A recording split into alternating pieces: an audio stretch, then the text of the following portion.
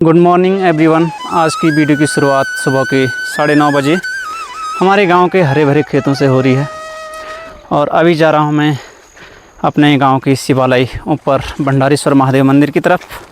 तो चलिए फिर आज की वीडियो को शुरू कर लेते हैं। और आज गांव में एक भोज भी है, तो काफ़ी लोग वहां पे काम में व्यस्त हैं, तो सुबह मुझे ही आना पड़ा आज मंदिर खोलने के लिए। बाकी दिन और लोग खोल लेते हैं, तो आज चलो मैं आ गया हूँ और अभी जा रहा हूँ मैं मंदिर की तरफ। यहाँ पे मौसम तो अभी बादलों से घिरा हुआ है चारों तरफ। रात भर कल बारिश हो रही थी और सुबह भी बारिश हो रही थी, लेकिन अभी थोड़ा बारिश बंद है और रास्तों में काफ़ी ज़्यादा कीचड़ है। यहाँ पे ये देखिए कितना ज़्यादा कीचड़ हो रखा रास्तों में। और ये झंगोरे और धान की फसल काफ़ी बड़ी हो गई है खेतों में।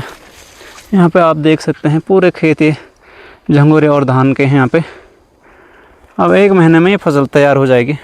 तो यहाँ पे देखिए मेरे पीछे पूरा कोहरा छा गया है। यहाँ से नीचे भयंकर खाई है एक, तो ये पूरे पहाड़ यहाँ से बादलों से ढक चुके हैं अभी। तो आज है सावन का दूसरा सोमवार और सभी भक्त अब पहुँच रहे हैं थोड़ा थोड़ा करके मंदिर की तरफ। अब जो यहाँ पे मंदिर के मुख्य पुजारी हैं वो तो काफ़ी बुज़ुर्ग हो गए हैं और पिछले सोमवार को वो भी नहीं आ पाए थे यहाँ पे। तो क्या हुआ कि एक भैया जी के पास मंदिर की चाबी थी और फिर दोपहर में उन्होंने किसी और के पास दे दी, क्योंकि उनका घर में काम पड़ गया था। और फिर चाबी मैंने ले ली थी उस दिन। फिर क्या हुआ कि काफ़ी लोग देर से भी आते हैं मंदिर, तो इस चक्कर में फिर मैं भी देर से आया उस दिन। और फिर मैंने उनसे खुद ही कहा कि अगले दिन मेरे पास दे देना चाबी, और मैं तो भनार में ही रहता हूँ, तो मंदिर में मैं ही रुक जाऊँगा फिर।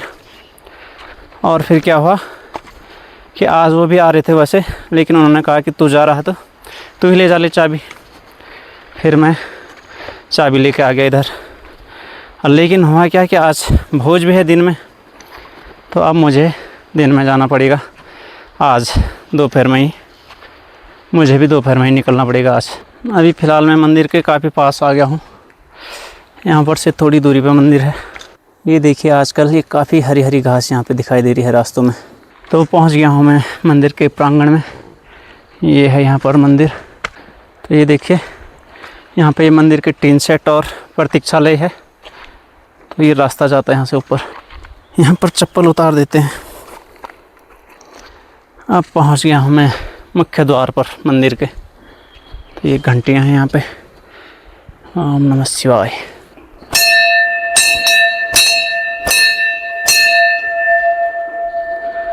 चलिए फिर अभी आपको भंडारेश्वर महादेव मंदिर के दर्शन कराते हैं। ये यहाँ पे बोर्ड है मंदिर स्थापना का, और ये है मंदिर भंडारेश्वर महादेव। इधर जो दान पेटी है ये फट चुकी है, ये देख सकते हैं। इस तरफ से इस पे छेद हो चुका है, इसको भी रिपेयर करना था वर्डिंग करके। पिछले दिन कुछ लोग जाग से आए थे, तो वो पूछ रहे थे कि दान पात्र कहाँ है बल। चलिए फिर मंदिर के कपाट खोल लेते हैं। बोलिए हर हर महादेव।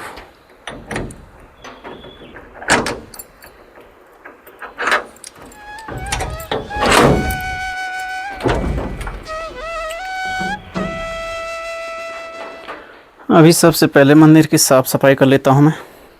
तो अभी यहाँ पे पूजा पाठ हो चुका है। भैया जी आ गए थे टाइम पे, तो उन्होंने कर लिया है पूजा पाठ सब, और मैंने भी कर ली है पूजा। तो ये कुछ इस तरह से मंदिर के दर्शन। ये तान तमाल लगेंगे तुम। ये देखिए चाची जी के कद्दू भनार की मेहनत है। इतने सारे कद्दू दिया ले जाने तुम इन। अच्छा। ओम त्र्यंबकम यजामहे सुगंधिम पुष्टिवर्धनम उर्वारुकमेव वंदनान् मृत्युर्मोक्षयमामृतात्। तो अभी यहाँ पे पूजा पाठ तो कर लिया है मैंने। फ़िलहाल 1-2 बजे तक यहीं पे हूँ मैं आज, और फिर दोपहर का खाना खाने के लिए घर ही में जाऊँगा, क्योंकि वहाँ पे आज सभी के लिए खाना पक रहा है गाँव में। तो जो भोज है उसके लिए अभी 1-2 बजे तक निकल जाऊँगा मैं यहाँ से। अभी कुछ लोग आ रहे होंगे यहाँ पे व्रत पूजने के लिए, तो उन्हीं के लिए रुका हुआ हूँ मैं यहाँ पे। और भैया जी तो निकल गए अभी घर के लिए, उन्होंने पूजा सब कर ली है और सारी डिटेल बता दी है मुझे कि क्या क्या करना है। तो अभी फ़िलहाल मैं हूँ यहाँ पे देख रेख में। तो यहाँ पे मंदिर के लिए एक डस्टबिन की सख्त ज़रूरत है, क्योंकि काफ़ी जो कूड़ा करकट इकट्ठा हो जाता है उसको एक जगह पे इकट्ठा करना ज़रूरी है। ये देखिए, जैसे कि अभी यहाँ पे इस कनस्तर में रखा है मैंने, लेकिन ये परमानेंट जुगाड़ नहीं है, तो परमानेंट कोई डस्टबिन चाहिए था यहाँ के लिए।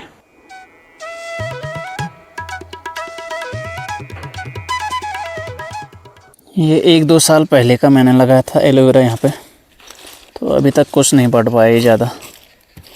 इसको गर्मियों में पानी नहीं मिल पाता है अच्छी तरह से, इसलिए इसका विकास नहीं हो पा रहा। तो अब इसमें पानी जमा करने के लिए बना लिया है मैंने इसमें मैंड। सुबह बहुत तेज़ बारिश हो रही थी और अभी देखिए धूप खिल गई है। उधर देखिए सामने अभी बादल फिर से घिर रहे हैं उधर से, और एक तरफ धूप। तो ये देखिए अभी कितना अच्छा मौसम हो गया है यहाँ पे।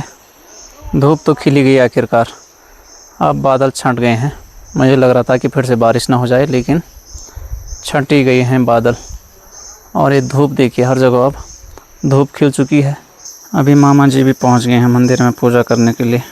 ओम नमो शिवाय, ओम नमो शिवाय, हर हर बोल नमो शिवाय शिवाय, ओम नमो शिवाय, ओम नमो शिवाय, हर हर बोल नमो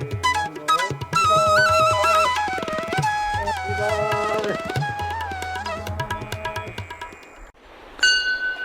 ये रहा ओ भाई के भजन का।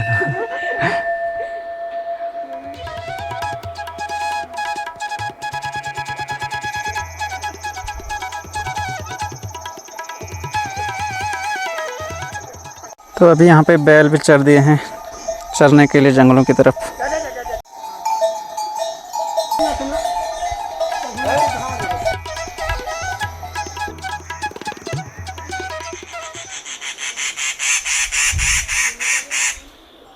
अब मैं आपसे ज़रा कुछ अपने विचार शेयर करना चाहता हूँ कि क्या होता है कि जिस तरह से हम किसी पेड़ को या पौधे को लगाते हैं तो उसे देख रेख की ज़रूरत होती है। उसी प्रकार से अगर मंदिर बना है तो उसके लिए भी देख रेख होनी चाहिए। अब जिन्होंने मंदिर की यहाँ पे स्थापना की थी उनकी फैमिली यहाँ नहीं रहती है, तो मेरा मानना यह है कि उन्हें भी यहाँ पे मंदिर की सेवा के लिए होना चाहिए और मंदिर की सेवा करनी चाहिए।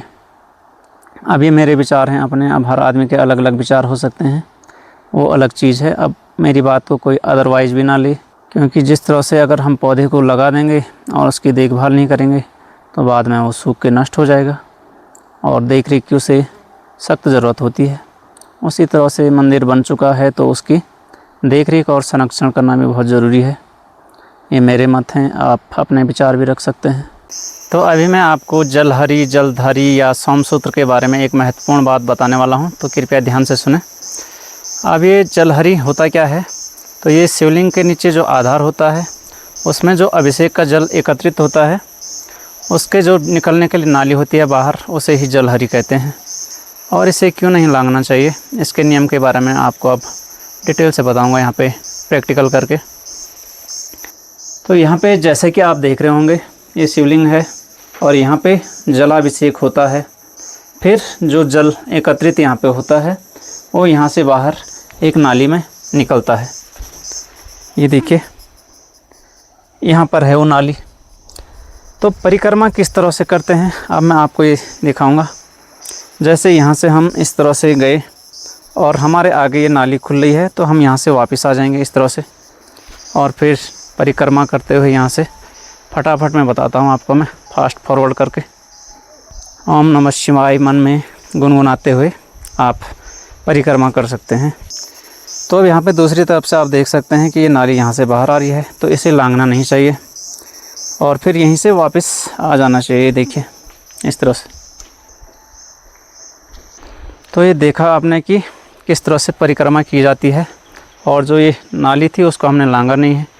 अब बात करते हैं कि इसे लांघते क्यों नहीं है।